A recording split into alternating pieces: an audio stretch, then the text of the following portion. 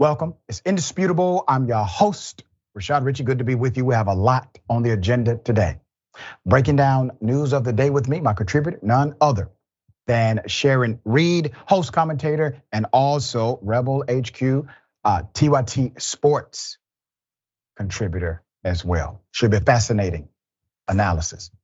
Top story of the day, Marjorie Taylor Greene, who says that basically individuals who wear drag are the dysfunction. They represent the dysfunction and the derailment of the whole nation. However, she's defending her boyfriend, who also dressed in drag at one point in his career. Here it is. And then they want to make fun of us on the news and say, oh, right wingers, oh, conservative Americans are upset over drag queens. You're damn right we're upset over drag queens. I could tell you, I think a lot of people are up now. They're all hashtag I am up. Of course, come and check it out here. Starts on Saturday. I'm kicking these shoes off, but I may keep the pantyhose on. It does feel kind of good, actually. I'm not going to pee in them, I promise. I'm sitting back in the studio. Okay, I got a lot to say about that, but let me first do this. She has had many past lovers, according to the narrative. The narrative has not really been disputed by Marjorie Taylor Greene. Prior to Brian Glenn, she had this fella. Greene was previously married to Perry Greene. Perry Greene was her hubby for 25 years. God bless him. Representative Marjorie Taylor Greene defended her boyfriend over the weekend after a video. An old video of a longtime news broadcaster dressed up in drag went viral.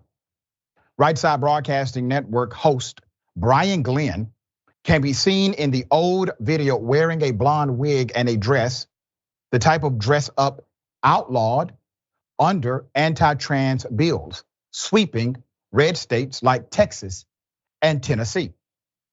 I'm literally LOLing, Greene wrote in a tweet Sunday night. She claimed Glenn, and I quote, dressed in drag for morning news in Dallas years ago, reporting on an upcoming local theater production. The left is so stupid, she added. On Monday, Glenn seemed to take an unearthed drag video in stride. Some of the best times in my career was working as a feature reporter in morning television, where I had the opportunity to engage in the local community, he told the Daily Beast. Truth be told, pantyhose is way too scratchy for me to wear. God bless women, he said. The irony of it all.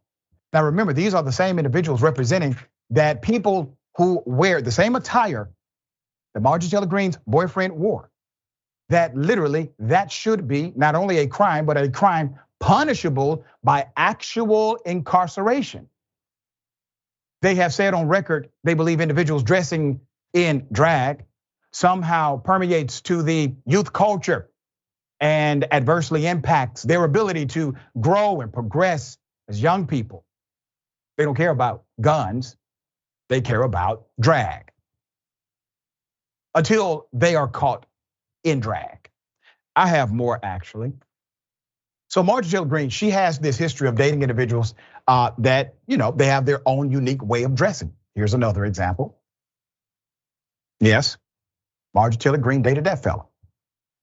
According to the Daily, back in 2012, Marjorie Taylor Greene, while married to Mr. Perry, allegedly had an affair with that guy, Craig Ivey, a self-proclaimed sex guru, when they worked at a CrossFit gym in Georgia. Why is that newsworthy? It is not. I decided to put it in there myself, personal preference. Also, this guy, let's put it up. According to the Daily Mail, after their fling ended, she moved on to the gym's manager, Justin Tway. That's Justin. Okay. It seems as if those on the right, they actually have a fascination with drag. I don't understand why there's this prohibition, this fight against it. This is obviously a bipartisan issue. Just ask Giuliani. I like that. This may be the best of all.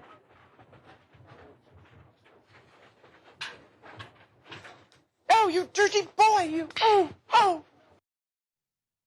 Donald Trump was enjoying himself. And this historical context of Giuliani, who basically will wear anything for a paycheck. There it is. Basically, all but one of those outfits would be illegal in Texas.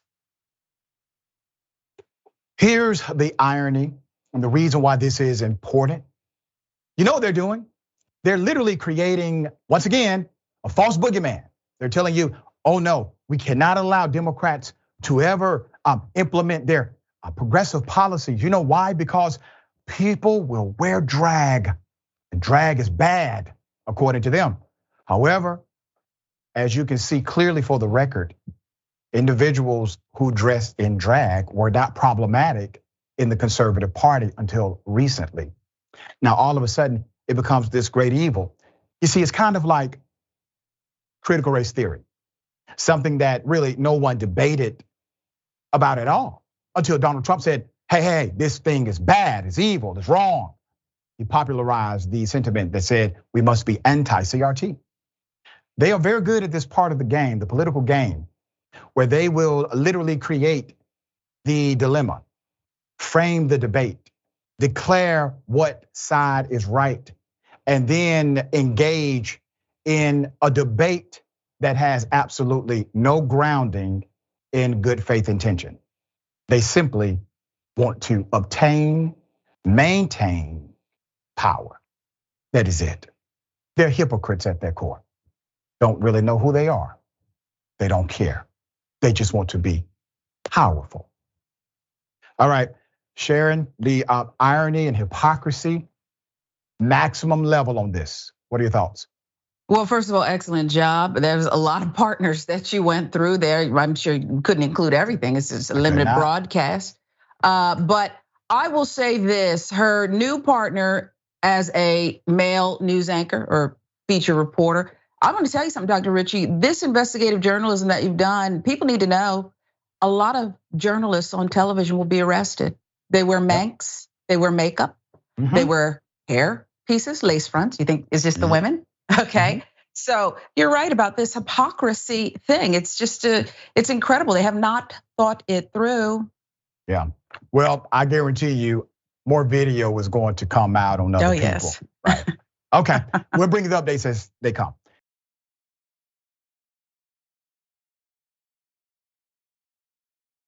Dollar General, another worker decides to engage in this kind of behavior against a shoplifter. Now we're going to provide context, but here's the video.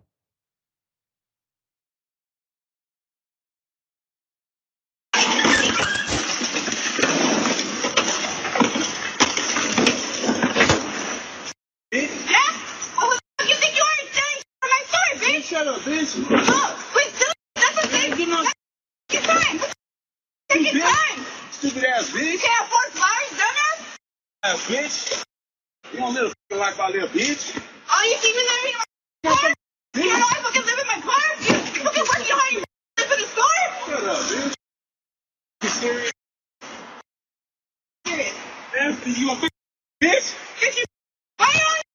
Dumbass bitch. Mess up this person's house. You did that. Yeah, of course. You serious? Feel like a store. Who cares? Everybody still doing the time. If those young people you want to be tripping? What's up? Yeah, you going to jail for that, bitch. Go ahead. Yeah. Make sure of that. Yeah. You're not pressing charges, bitch. Good looking. I need that money. We're trying to confirm details of this scenario. Let's put up the screenshot full mask. Let me give you the background that we currently have and context that was provided. So according to the narrative, this is a Dollar General employee. The Dollar General employee allegedly pursued a shoplifter with her car. You see what happened in the video as the vehicle hit the individual in the driveway of a home. We do not know whose home this was. It's unclear in what city or on what date the video was actually taken. But Newsweek cited another Twitter page stating the incident happened on May 11th somewhere in the state of California. Those details, however, have not been independently confirmed. The video was met with a mixed bag of reaction online. I've been looking at that reaction and I will provide some context to it. Some viewers praised the woman's response to the alleged theft, while others commented that her actions were excessive. Her actions were unnecessary and could amount to assault with a deadly weapon. The man did state his intentions to press charges against the woman. California's penal code states that to be guilty of assault with a deadly weapon, you must assault someone with a deadly weapon other than a firearm or use force likely resulting in great bodily injury. If you're charged with a misdemeanor, you face up to 1 year in county jail, a fine of up to $1,000 or both, a fine and imprisonment, while a felony charge can result in a term of 4 years in state prison and a fine of up to $10,000, possibly a combination of both again. So let's take this out of the arena of the video only. Because the video itself, well, it looks damning to me. But let's talk about it in a different context. Does anyone deserve to damn near die because they stole something out of a convenience store or out of a Dollar General? I mean, do we really devalue human life to such a degree that we're okay with the activity of an individual who could literally have killed someone because of an alleged shoplifting incident? There's a reason we pay taxes and have a rule of law and governing authorities and the judicial remedy to prosecute cases, charge cases, adjudicate cases, find people not guilty or guilty based upon the evidence presented during a trial. It's called a constitutional right.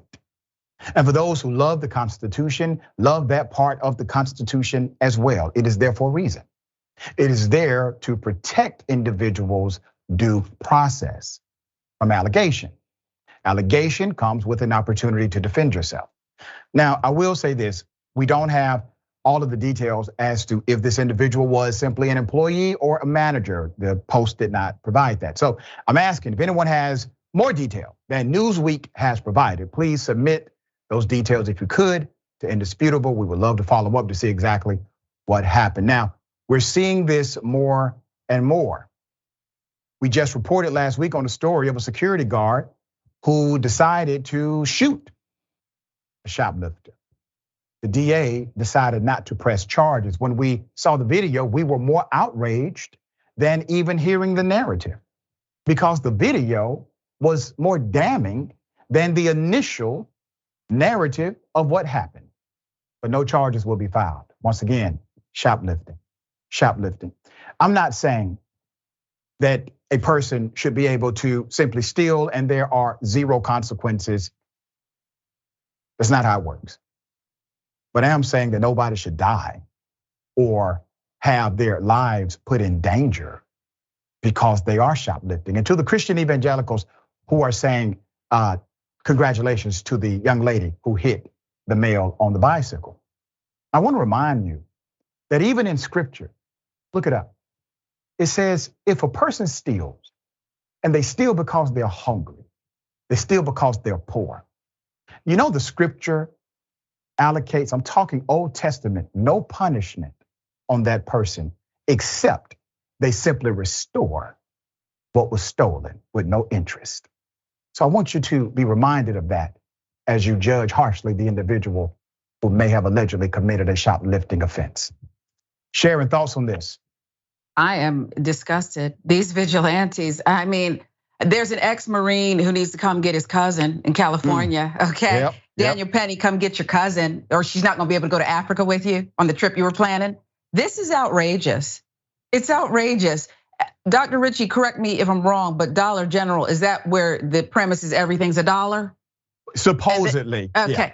If this is what you've done, I don't have a lot, but I have enough to cover whatever I'm sure was stolen. What in the world are you doing here, ma'am? And I would love it if she would be charged to the fullest extent of the law. I could care less what this man on the bike took or didn't take, since she's, judge, jury, whatever. Yeah. Daniel Penny, come get your cousin, please. Yeah, and you gotta imagine whatever he stole, the amount because of the store he's stealing. Not even a felony. Not even a felony. It's likely not even a felony, right? It's a misdemeanor or possibly a city ordinance charge if he did the crime alleged. All right, we'll bring you updates as they come.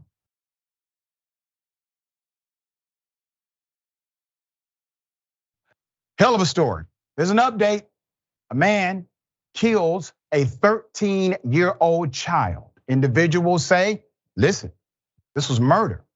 He gets charged, but not with murder. The family is outraged. Put up the picture full mass. We brought you this story before. Franklin County grand jury has indicted Craig Butler on multiple felony charges, fatally killing a 13-year-old Sinzae Reed last fall. None of the charges were for murder, however, despite witnesses noting that the suspect got out of his vehicle to shoot the teenager. The 37-year-old has since been arrested, charged, booked into the county jail, is awaiting his next day in court. Let me give you background. For the firearm charge, Butler faces 6 to 18 months in prison and a possible fine of $5,000. If found guilty of tampering with evidence, the man could serve up to a whopping 36 months in prison and a possible fine of $10,000. So I'm going to give you a reminder of what happened. Reports show one witness spotted Mr. Butler, who was the child's neighbor, exiting a red truck, firing at the 13-year-old Reed, and then driving off. That's called evidence of a guilty conscience. Police got a call about the shooting around 5:45 p.m. When officers arrived at the scene, they found the child gravely injured before paramedics transported him to the hospital. He was pronounced dead around 6:30 p.m. According to the autopsy, the child was shot twice, with bullets hitting him in his chest and right wrist. The Columbus Dispatch reports authorities arrested Butler for murder a day later with a $1 million bond. However, he was later released when those charges were dismissed 8 days after the shooting. Butler said he simply acted in self-defense. Let's put up the prosecutor. Franklin County prosecutor G. Gary Tyak.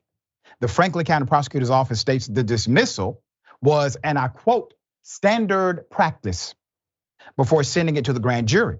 The Dispatch reports under an Ohio law that went into effect in 2019, a potential suspect no longer has to prove they shot someone in self-defense. Instead, the burden rests on the prosecution. A spokesperson from the Columbus Division of Police said Friday that they have officially closed the investigation into the teen shooting.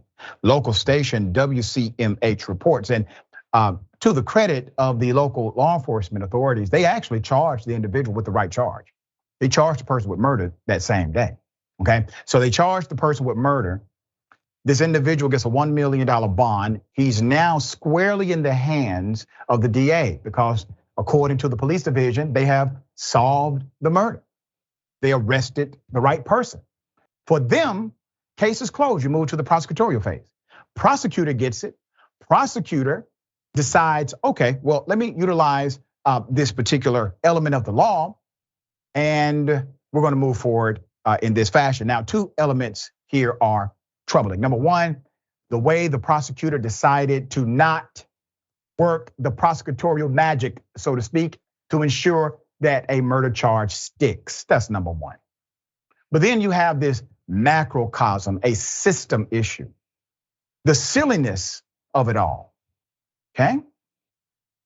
Naturally, naturally, if the law states what the prosecutor interprets the law to state, it definitely should not apply, or the spirit of that law should not apply to help individuals who kill 13-year-olds get away with it, right?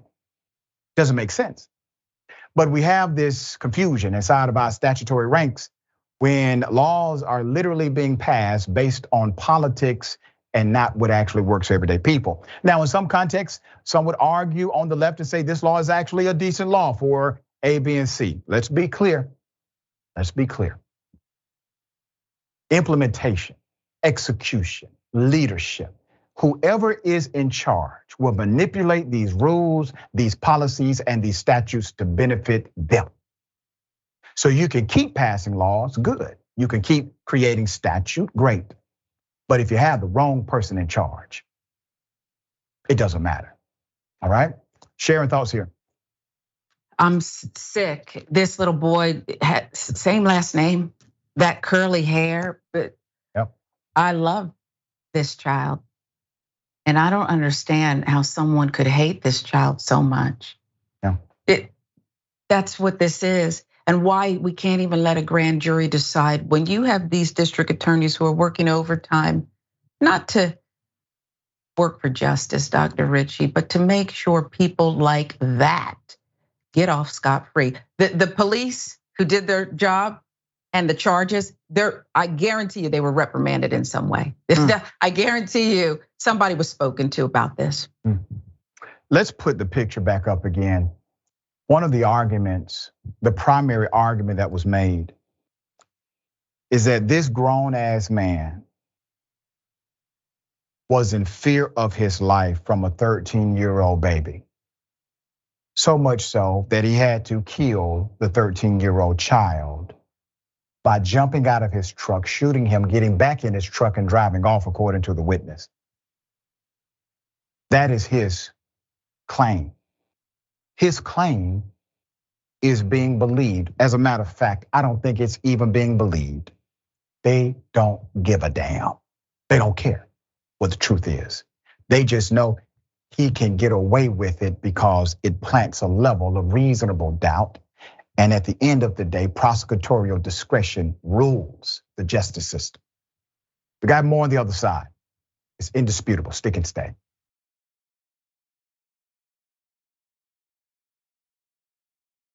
All right, welcome back. We have a lot of show left. Let me read some of these amazing comments. I appreciate everyone in advance for always chiming in. A lot of comments, little time. All right. We have a few dynamics that are quite interesting. We're going to go over. And I will remind everyone, $4.99 membership, that gets you in the door, all right? TYT.com/impact, all right? TYT has raised progressive voices nationwide. Membership helps us to make a positive impact. You are the oil inside of the engine, right? We appreciate all that you do. Okay, we have, I think this is A1X. The Republican argument is anyone who does drag is a pedophile, but I am not a pedophile, so I can do it without realizing the irony, right? There you go. Jocelyn says, does the employee think the Dollar General CEO will reward her? I don't think so. Okay. A1X also says, by California law, unless you are a police officer, you can't even attempt to physically detain someone unless you have witnessed them commit a felony. California law says that would mean theft of less than $950 in value. Thank you for providing the value marker. In Georgia, it's actually $250, but the same law applies. If you have not witnessed a felony, basically there's nothing you can do, zero, all right? You cannot detain someone, you're kidnapping them. All right, YouTube, Jonathan Feliciano, the Rudy drag scares the hell out of me. All right, Tyler Hackner, gifted one indisputable. Thank you so much for that membership gifting. And Tyler says, and thank you for that, Tyler. Hypocrisy knows no bounds for Queen Karen. That's right. Okay. So non-human humanist, thank you for that. Says Dr. Richey, we now get new data point. An ultimate Karen has a matching Karen boyfriend with a blonde wig. The Martin Taylor Greene, first Karen to make it to Congress. Yes, correct. Twitch. All right. Mr_Pickles, that's insane. Imagine working for $15 an hour, feeling entitled, required to run over a human being for petty theft. It's insane, is it not? All right, I got something for you. Ladies and gentlemen, I wish a Karen would. You want to call the police on them for having a barbecue on a Sunday. I feel free! Back off! I'm going to tell them there's an African-American man threatening my life. Your wipers. I don't give a who you are. That means you ain't gonna sit here and cuss at me. I'll do whatever I do. And I will do what do it then. You think so too? Come on. Sweetheart, you think I'm scared of you? Nothing to me. Bye. Have a good night. You too.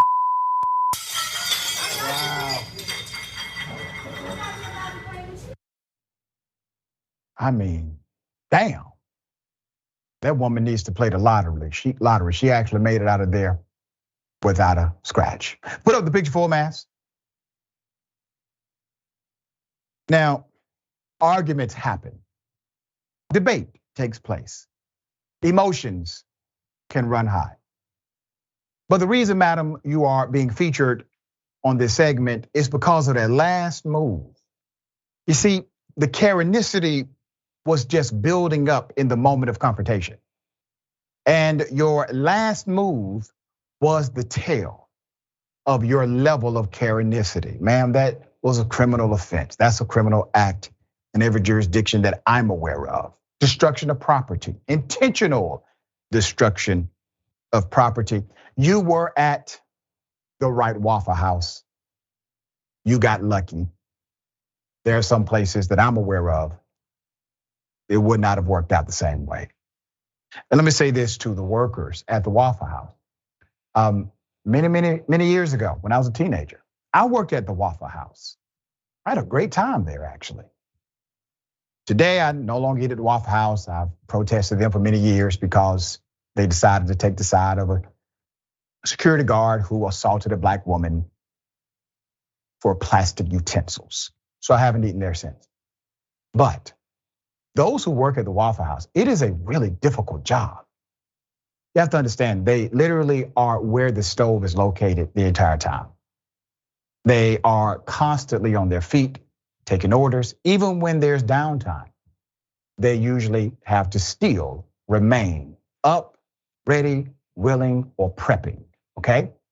So to the workers, no one deserves to be treated that way. You all handled it very professionally. So sorry this happened to you. We provide an opportunity at reflection here on Indisputable so that people can possibly transform. Sharon, thoughts on this? Yeah, I haven't been in Waffle House in a minute either, Doc. My thoughts are this. You're exactly right. The tips aren't good at Waffle House. It's relatively inexpensive. You're on display the entire time. But to add assault, verbal assault as well to it, not a good look. Yeah. I have high hopes that they will identify her from the tie-dye though. Claire's Boutique, and start at Claire's Boutique in a mall near you. There's not too many people with that exact. It's distinct. It's very distinct. Somebody knows that tie-dye hoodie. They're coming for her. Yeah. All right. What if I told you a person got so impatient, all right, at an ATM, they decided to pull out, well, this. Let's keep that picture up. Now, you may think, wait a minute, am I looking at a potential robbery? Well, let's figure out the background. A Florida man, Florida, is wanted after he was caught on camera pointing a gun at another man making a deposit at an ATM. The video shows the suspect is a bald man with tattoos who is armed with a semi-automatic handgun with an extended magazine. He is believed to be in his 40s or 50s and can be heard yelling and cursing at the victim before driving away. According to the Broward County Sheriff's Office, the victim said he was trying to make a deposit. That's all. He was trying to make a deposit at a drive-through ATM when an unknown man pulled up behind him in a black Cadillac sedan and started honking his horn. The victim told police he got out of his van to get a deposit slip from the back of the vehicle. And then the two men exchanged words. That's when the Cadillac driver stepped out of his car, pulled out a gun. Anyone with information is asked to contact the BSO Violent Crimes Detective, Jennifer Petrovsky, or submit a tip through the Safer Watch app. Okay, guns. Once again, it is so normative in the culture now that guns are literally being utilized to settle civil disputes as well as issues of impatience. The man was being impatient, honking his horn. You need to hurry up, right? And then there's a gun all of a sudden. Why? Why do you need a gun for a man who's at an ATM machine? I don't understand this. There are some federal rules that typically will apply, especially on the property of banks that have FDIC insurance. We shall see exactly what happens. Right now, the sheriff's office, they are actively looking for this individual. They would like any information you could provide. Please send it to them. You can't solve problems with guns. It does not really remedy a non-violent, non-threatening situation. It typically makes it worse for you and for the other person. So now the other person has significant anxiety. The other person is thinking about, my goodness, what will happen next? What happens if somebody honks their horn? Am I worried about somebody pulling a gun out because they were inconvenienced slightly? And then the individual who pulled the gun, he may have a family. He may actually have a career, people depending on him. He may belong to an organization or church that he provides money for, volunteerism. That's all very possible. In that moment, sir, you decided to risk all of that at your age because you were impatient. That is the allegation thus far. Okay, Sharon, insanity here, thoughts? It is insanity, and I hope they issued the BOLO with high alert. This is a very dangerous man, Dr. Richey. Another place I guess I can't go to. I never know the PIN. I've got a bunch of different cards, and I hold up the line. Cannot go to the ATM. Well, not in Florida. No. Right? It's not in Florida, right? Can't go to the whole state. There you go. And by the way, have you seen this Russia list of people that are banned? So, I'm not on the list. I don't know why. You will be shortly. Right, you and Joe Scarborough. Let's do that. Let's go ahead and get me on that list, okay? Yeah. All right. We got more on the other side. It's indisputable. Stick and stay.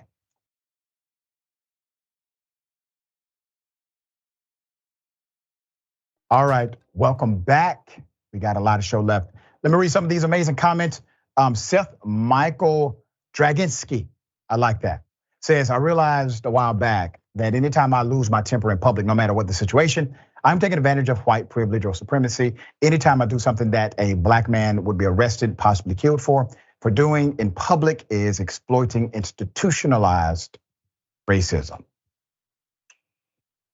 It's very self-analytical of you, right? Neil Whittington, and thank you for that. My song, Epic, fits right in. Here's the chorus. There's gotta be no way that you nor me can buy them. It's in our rights, but that was written back when we could shoot only one shot at a time. Cody Stanley, thank you, Cody. Okay, NAACP has issued a travel advisory, basically saying, hey, black people, don't go to the state of Florida. It's problematic. Let's go to the president of the NAACP for context. Here it is. CEO of the NAACP. Derek, good to have you here. Why take this step? It's important for the NAACP and other organizations to speak for individuals who are under attack. We have a large membership base in the state of Florida who feel besieged upon, and unfortunately, the governor is using his platform to advance some of the most regressive, racist policies in his attempt to become the president of the United States. We have an individual who's leaning towards running for the presidency, and the nation must be aware and be cautious that if we decide to move in this direction, it would take us backwards to the Trump years or to the 1950s. And so this is for individuals across the country to be clearly aware of how harmful this individual would be if, in fact, he occupied the White House. NBC News reached out to the governor's office, haven't received any response yet. Have you been contacted by Florida officials? And prior to this, I'm wondering, did you try to address your concerns directly with the governor or other state leaders? Well, our state NAACP leaders and other leaders of the Legislative Black Caucus in Florida and many officials in Florida, including corporations like this, have reached out, made appeals, but it's gone on deaf ears. He is appealing to the lowest common denominator of humanity. He's seeking to amplify the voice of a small minority of individuals who lack any integrity or morality in terms of their neighbors and other individuals. Let's put up the picture full mask, give some context to the reason the NAACP president and CEO decided to go this route. So NAACP president and CEO Derek Johnson defends the NAACP's position, which warns African Americans of traveling to Florida, citing increasingly hostile conditions cultivated under Governor Ron DeSantis. The NAACP joined the League of United Latin American Citizens, a Latino civil rights organization, LULAC, and Equality Florida, a gay rights advocacy group, in issuing the travel advisories for the Sunshine State. Now, I want you to remember, there are multiple groups that signed off on this advisory, where tourism is one of the state's largest job sectors. The NAACP's board of directors tells tourists that before traveling to Florida, they should understand the state of Florida devalues and marginalizes the contributions of and the challenges faced by African Americans and other communities of color.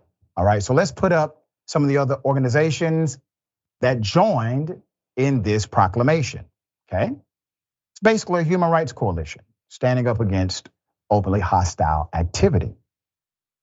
But the racism has already started. Florida's discrimination against people of color. DeSantis' administration in January rejected the College Board's advanced placement African American Studies course. Remember that? Programs on diversity, equity, and inclusion. And also passed the Stop Woke Act that restricts certain race-based conversations. LULAC cited a new law that prohibits local governments from providing money to organizations that issue identification cards and invalidates out-of-state driver's license held by undocumented immigrants. The law also requires hospitals that accept Medicaid to include a citizenship question on intake forms, which critics have said is intended to dissuade immigrants living in the US illegally from seeking medical care. Now, I want to remind everybody what he's actually doing. He's showing America what America would look like under him as president.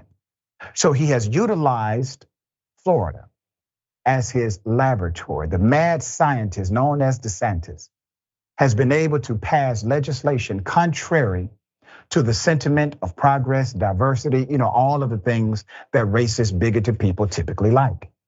He's been able to do what Donald Trump never could do. He actually got it passed. It became law. Now, did some of this stuff get overturned in judicial proceedings? Yes. But the win based on his constituents will still go to him because he got it done. There's more. Discrimination against LGBTQ communities, recent efforts to limit discussions on LGBTQ topics in schools, the removal of books with gay characters from school libraries, a recent ban on gender-affirming care for minors, new restrictions on abortion access, and a law allowing Floridians to carry concealed guns with no permit contributed to Equality Florida's warning. Now, remember, all of these bills are red meat bills. That's what they are. Nobody's checking for legislation like this. It solves no real actual problems. The guy's not solving problems. He's simply creating hostility. Same thing Trump did. But that hostility carried the power wave of Trump all the way to the White House. So he's taken a page out of that book. Yes, his style may be a little different, but the sentiment is the same, and in some ways even more dangerous. Reaction from the GOP. Tulsi Gabbard said this.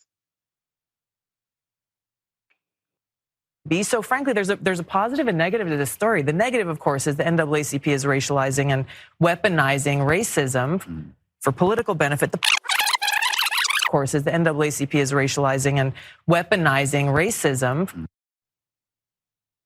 And I said from the GOP intentionally.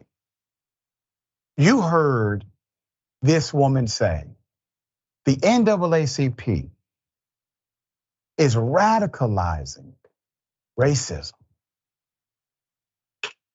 I'm done. Radicalizing racism? Ma'am, racism is already radical.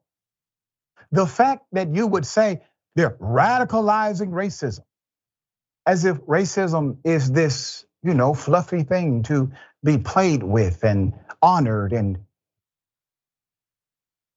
listen to what you're saying. And see, that's your inside voice that somehow made it out here. Racism is real. You're not arguing that it is not. You're saying, well, my goodness, this black group is radicalizing it.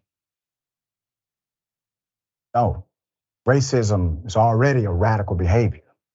We're actually trying to decrease it, eliminate it, love people beyond it, help people see it. There's more.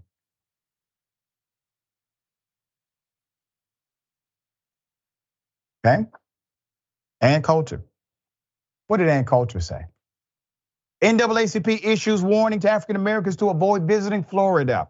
Employees in restaurants and tourism industry brace for a 0.00% drop in tips. Now, I want to remind you, let's keep that up. I want to remind everyone that it wasn't just the NAACP who made the proclamation. Other groups did too, as you clearly see. But who are they coming after? The black organization. Who are they making commentary against? Black people, okay? That is by design. That is strategic, right? We have officially gone to a place where racism is bold, it is in front, it is out loud. Donald Trump helped popularize the notion again, but he is not the reason it is here. The reason it is here is the fault of both political parties, both major political parties who decided not to do what was necessary to get rid of this sentiment among the citizens. So now here we are, where literally our entire political framework is being manipulated by known and proud racists. Sharon, thoughts on this? Ron DeSantis is dangerous, we know that. But can you imagine, Dr. Richey, if he was an effective off-prompter communicator? Thank goodness he's not. I would like to see people join forces like was done with Arizona, only tenfold. And I'm sorry, it's gonna hurt some good people down in Florida. But if this is acceptable, then we have to make it not acceptable. That's right. That's right. You got to show there's no reward for this kind of governance. There's no honor in this kind of sentiment. It has to be dealt with. Withdrawal. Economic withdrawal is the fastest way to change things in a country based on the idea of capitalism. It is the language of these individuals. All right.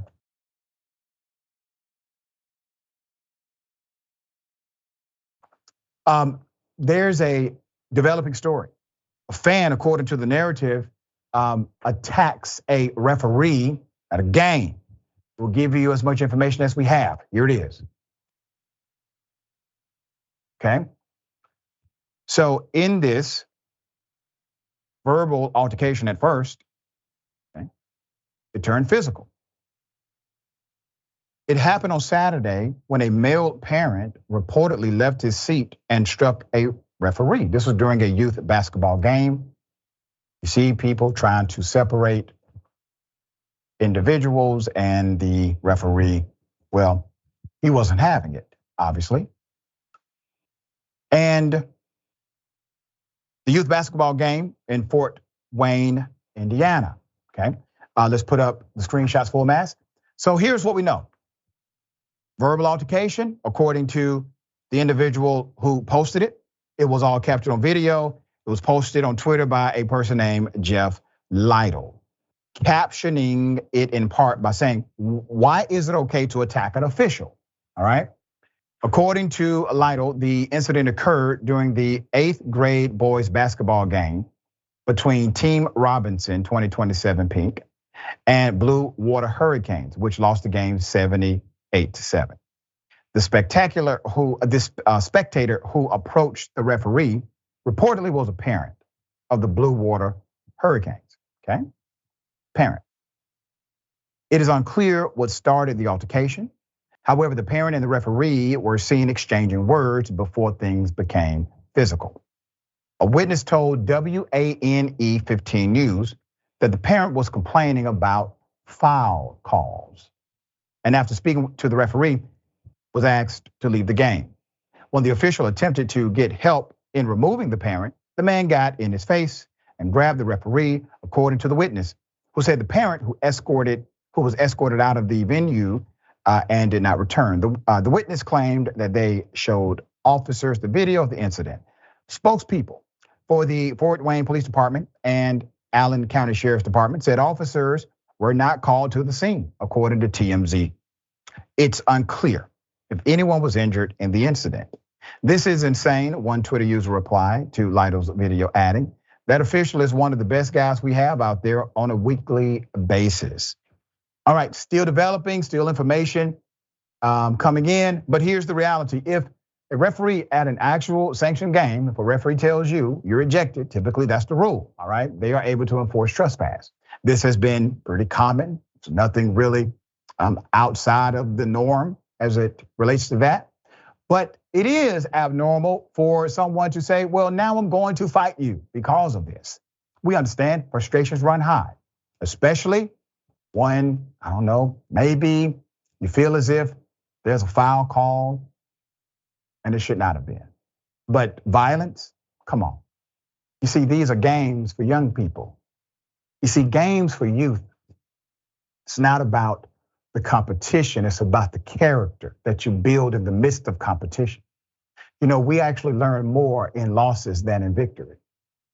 Teams help you build not only character, but also a sense of loyalty and connection.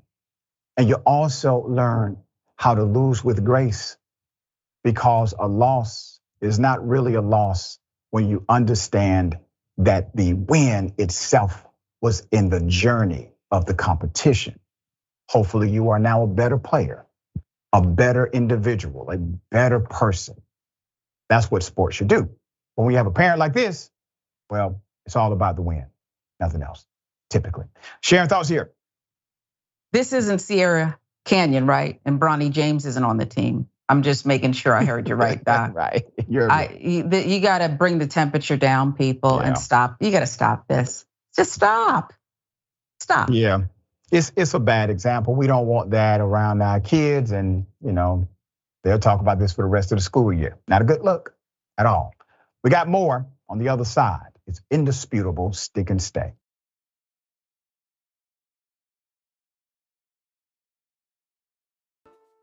Governor Ron DeSantis of Florida will announce he's running for president. This is breaking news. He is going to announce on Wednesday, according to the report. Let's put up the picture full mass. I have some information to read to you. According to the New York Times, Governor Ron DeSantis of Florida is planning on announcing the start of his 2024 presidential campaign on Wednesday in a live audio conversation on Twitter with Elon Musk, the platform's polarizing owner, according to people with knowledge of his plans. DeSantis' entry into the Republican primary race against former President Trump has been wildly expected.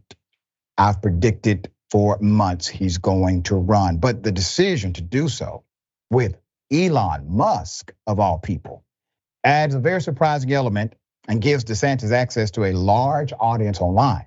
NBC News first reported the plans. So let's keep the picture up.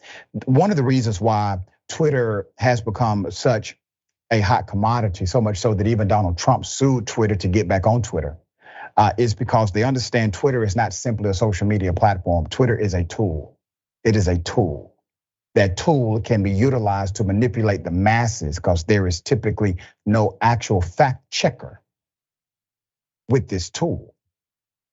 The event on Twitter Spaces, which is planned for 6 p.m. Eastern, injects a level of risk into the rollout that is expected to be carefully scripted and ensures that Mr. DeSantis, his first impression as a presidential candidate, will be aligning himself with Elon Musk, this eccentric businessman who has ranked at times the world's richest man.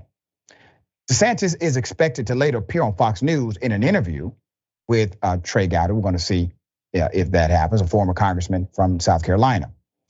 And a former congressman from South Carolina, according to the network. Mr. Musk appeared to confirm the news on Tuesday by retweeting a Fox News reporter who has shared the news of the planned Twitter space with Mr. DeSantis. The governor has also gathered donors on Wednesday at the Four Seasons in Miami. Now that's going to be a $100,000 a plate dinner, all right? Sharon, we knew this was coming. We've talked about how DeSantis has been basically governing Florida based on experimentation to show the party, especially those who are the most extreme, what he's willing to do in order to obtain power. So what are your thoughts about this upcoming presidential announcement from DeSantis?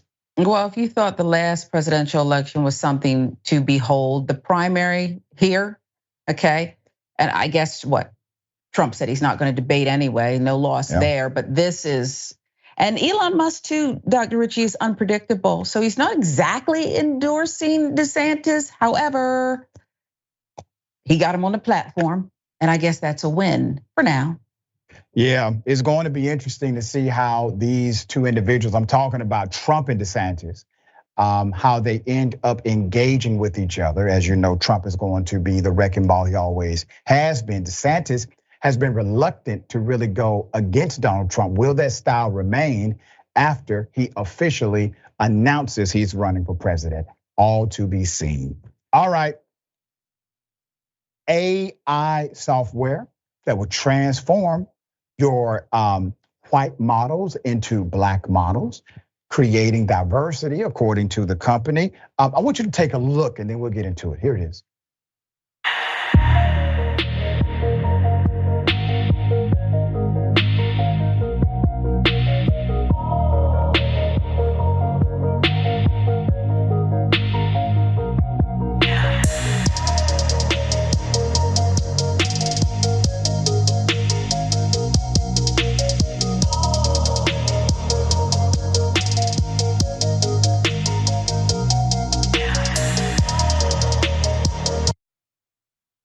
Whoa. All right, let's go ahead and do it. Put up the picture. So this is basically your side by side. So a Czech company, Paranormal Studio, demonstrated AI-based technology that allows you to change the race, skin color, hair color, and other aspects of an entire human being. The company said about the software this, we are developing a pipeline for using AI in movies and games. If you want to help us create these technologies of the future, let us know. We are not beta testing right now, but are open to investment or co-development. Now, I want to give you another example of AI that we've covered. Let's put this up. This came from Levi's, of all places. Levi's will begin testing AI-generated clothing models later this year. Levi did this in partnership with La La Land.ai, a digital fashion studio that creates realistic AI-generated fashion models. The original announcement was met with a backlash, causing Levi's to clarify its use of AI to promote diversity a few days later. We also previously reported on AI software that could change your voice, make you sound more white if you need to. Remember this? Hi, this is Alex from the customer service aid. How are you today? Great to hear. I'm doing very well. Thank you very much for asking. So how can I help you today? I'm so sorry about that. I'll be glad to help you. Can I get your full name, phone number, and address to check in on that order? Do you happen to have the order number so I can bring up your order? Thank you. Let me check on the status of your order.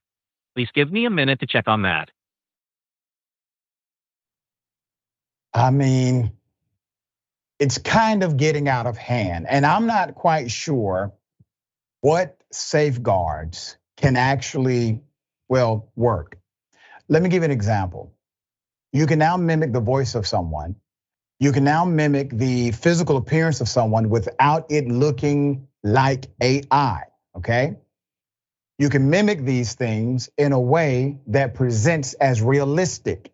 No, it presents as real, not realistic, as real. The opportunity for, let's say, mishandling this kind of technology is simply extreme. And at some point, we will have to deal with this as an actual genre rather than just one story or one incident at a time. This has to be at least confronted. Now, companies who decide to utilize AI instead of simply hiring a black model, shame on you. That is not diversity because you hit a button on a damn keyboard. That's not diversity. That's not equity. That's not inclusion. It's contrary to that. All right, Sharon, thoughts on this? So AI comes with white privilege too, Doc. I will say this, as I was listening to you and studying you and your features, I feel like that we're gonna need a code word, so I know it's really you. Right, exactly. It's really you and not AI, Doc. I guess we're gonna have to, that's gonna be it, Sharon. We're gonna have to all come up with code words so that we know we're talking to the real person. It is actually me. Our code word is, we can't say it out loud. Mm-hmm. All right, we got more on the other side. It's indisputable, stick and stay.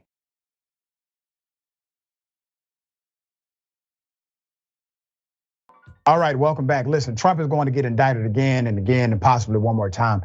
He may actually end up doing some jail time. Now, the question is, has a current president, has a sitting president ever been arrested? The answer is actually yes. A former president, no, but a sitting president has been arrested. Here it is. Has a sitting president of the United States of America ever been arrested before? The answer is yes. Ulysses S. Grant, an officer patrolling around 13th and M, William West, saw the speeding carriage, pulled over the president of the United States and gave him a warning. Well, soon thereafter, the president was speeding again, and the same officer now arrested him, brought him to the station where the president of the United States willingly paid a $20 bond. The president would later defend the officer for doing his job. Now, what makes this story even more incredible is the officer himself.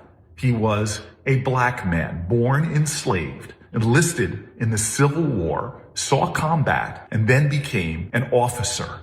It is a testimony to us at our best, a president making it clear that this is the United States of America, and no one, not even the president, is above the law. I want you to let that sink in. That a president was arrested by a black male police officer, took it on the chin. When others got upset about this arrest, he said, no. Now, this is a good man who did his job. I was told to stop speeding. I did not. I was warned. I broke the law. I got arrested. I paid my bond. This is America. How far we have fallen. Let's put it up. That was New Jersey Senator Cory Booker, briefly detailing how no one is above the law.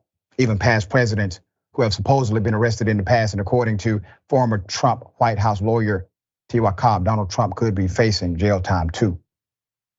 It was recently revealed that the special counsel investigating the former president will receive 16 separate records showing he knew the right process for declassifying documents. In an interview, Cobb told CNN's Aaron Burnett, so I wouldn't, if it was me, I wouldn't necessarily expand the case to try to prove the Espionage Act piece of it, because there is so much evidence of guilty knowledge on the espionage piece that all they really have to do is show that Trump moved these documents at various times when the DOJ was either demanding them or actually present, that he filed falsely with the Justice Department, had his lawyers file falsely with the Justice Department an affidavit to the effect that none existed, which was shattered by the documents they discovered after the search and the many other misrepresentations that he and others have made on his behalf with regard to his possession of classified documents. He continued, yes, I do think he will go to jail on it. As OK previously reported, Trump's Mar-a-Lago home in Florida was raided as he held onto classified documents after leaving office. Now, the Justice Department has uncovered more evidence that Trump obstructed justice.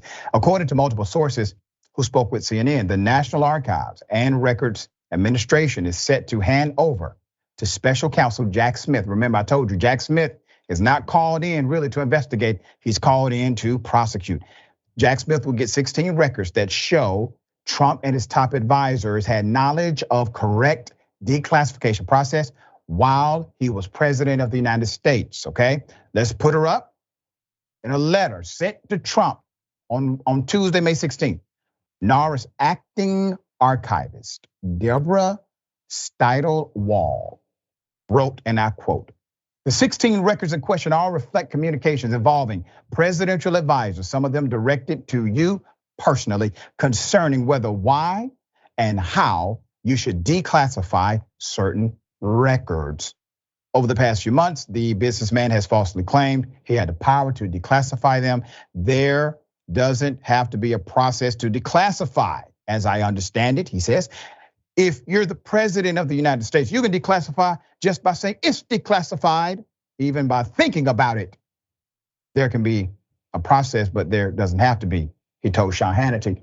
Complete lies, we have statutory language to codify the process itself, and there's also internal policies, et cetera.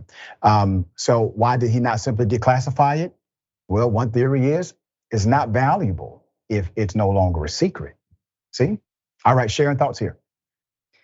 I don't know why. It just seems like every time he says this nonsense about I can blink and it's declassified and repeats the lie, I just keep thinking about J.K. Rowling and if he consulted her and the Harry Potter books to come up with some of this stuff, because it is just, can we move on? And I really now believe, Dr. Richey, that he could go to jail. Could it be? I actually think it could happen. Yeah, definitely. All right, you got a former White House attorney saying, yeah, he's probably going to get locked up. Very sad story, but definitely a hero cop. Let's put her up full mass. So sad. A pit bull type dog, as it is being described, in Indiana, attacked and killed Miss Tamika White. Miss White was a Marion County Sheriff's Office deputy. She was trying to protect her small child, she's the mother, from the dog. And the dog killed Miss White. They called her a bright light and a joy to be around. Let me give you as much background as we have. Little is known about the attack that happened on Tuesday, May 9th at Miss White's home. However, by the time the Indianapolis police arrived at the residence, The 46-year-old peace officer, she died at the scene of the incident. The aggressive animal had mauled both White and her son, according to WTHR. There's a police report. The police report says the child knocked on his neighbor's door to find help after the attack. Eventually, someone called 911 and the police arrived shortly after 8 p.m. Officers reported that upon entering the home and moving toward White, as she lay in the garage, the dog charged at them. One of the responding officers fatally shot the animal. Although the incident happened in her home, the dog did not belong to Officer White. The deputy reportedly owned the dog herself and was dog sitting 3 others for someone she knew. IEMS and Indianapolis fire crews were called to the scene to assist in providing medical attention. While the officers did not arrive in time to save Deputy White, they were able to support her 6-year-old son. They took him to a local hospital for treatment for the bites. He is now recovering from non-life-threatening injuries because his mama saved him. Witnesses described the child as in shock. CBS 4 Indy reported. After the incident, the Indianapolis Metropolitan Police Department released a statement saying the officers have identified who owned the animal. Reports say a man arrived at White's house and told police his girlfriend owned the dogs and that he wanted to take the dogs home with him. The officers refused this request and allowed the city's animal services to seize the animals pending their investigation into what happened here. It has since been reported the Animal Services Agency was called to White's house on a Saturday, May 6th, around 3 p.m. Local station WTHR reported that. Animal Control was answering a report of 2 fightful dogs running loose in the community, demonstrating aggressive behavior. Outside of the individual's query, no additional information about the owner was offered to the press. Deputy White was a bright light to all who knew her. We are immensely grateful for her nearly 17 years of service to our agency. We will work to uphold her legacy as a courageous and dedicated public servant, says Sheriff Kerry Forrestal. Let's put up this picture again. This story touched me because you can't imagine what was going through her mind trying to save her son, what was going through her son's mind seeing his mother being killed by this dog. And it's so unfortunate because based on the report, this all was avoidable if services properly aligned, because a proper report was given to Animal Control, but no query, follow-up is available. Mr. Mayor, this is really a policy question about local ordinance and local government. You as a mayor, you have to oversee these local ordinances that deal with safety and the public all the time. What could have been done differently here to save this heroic deputy who saved the life of her son? Yeah, I don't know if this is a tragic story, and I definitely understand why you touched and shaken by it, because we're talking about a 6-year-old watched and tried to save his mom's life as she saved his life by running to a neighbor's house. So that's the first thing that we have. We're talking about 2 humans that are forever changed. One is gone and one watched his mother leave. And all because these officers who responded to the first call from this deputy did not do their job. I don't know if it's in Enfield, we have a law that says you cannot have your dog, you can't walk your dog without a leash. These dogs clearly were unleashed. So if this gentleman came to the house and said that, hey, these are my girlfriend's dog, I want to take them home, those peace officers or those officers that were the dog animal control should have monitored the neighborhood until those animals were found, especially when we said 2 aggressive dogs are walking through the neighborhood. They should not have went back until they found those dogs or located those dogs. So the idea that there was no follow-up with the person who called about 2 dogs with aggressive behavior roaming the neighborhood is absolutely tragic. And the sad part about it is it could have been even worse had she not saved or knew how to save her son's life. We could have been talking about 2 lost lives. So this is a failure of, like you said, policy and also workers at the city level not doing what they were supposed to do as it pertains to making sure you patrol until you know that the perimeter is safe, and it was clearly not safe. Yeah, so sad, so unfortunate. And from all accounts, she was a good one. She was a good cop.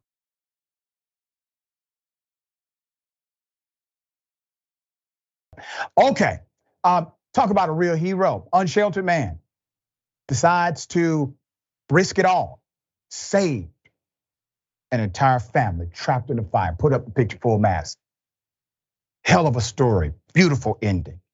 A daring act of bravery from a man living on the street helped save a Phoenix family from an apartment fire early Thursday morning. Mr. Joe Hollins is being called a hero for what he did. The fire broke out just after 4 a.m. near 22nd Avenue and Indian School Road. Claudia Jimenez and her 2 children were sleeping when her apartment burst into flames. I went to the front door and opened it, and the flames were already covering my front door.